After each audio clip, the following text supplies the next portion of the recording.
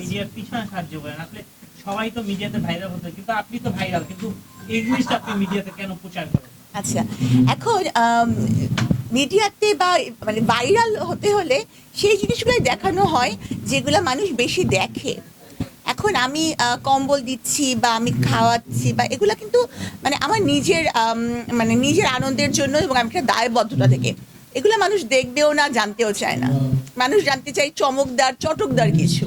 হ্যাঁ, দেখবেন যে ওগুলাতে ভিউ অনেক কম, ভিউ বেশি কোথায় কোথায় মানে অন্যরকম কন্টেন্টে ভিউ বেশি, মানুষ খোঁজে এন্টারটেনমেন্ট।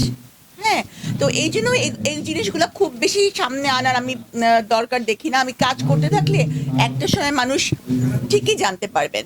যেমন হচ্ছে যে যে কাজগুলো আমি করছি বন্দিনীদের জন্য, মানুষ জেনেছে বলেই কিন্তু ওনারা আমাকে অ্যাওয়ার্ড দিয়েছেন। হ্যাঁ, ওটা আমাকে মিডিয়ায় দেখানোর খুব একটা প্রয়োজন পড়ে নাই। এখন মানুষ যা দেখতে চায় তাই মিডিয়ায় দেখানো হয়।